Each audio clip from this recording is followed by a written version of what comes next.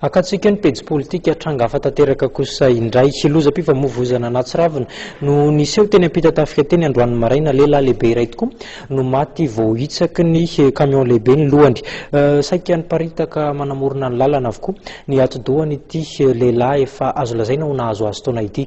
Maherihery ny sary fa dia lanatsiny ho an'ireo izay mora toana andao raha tsika izay sary izay.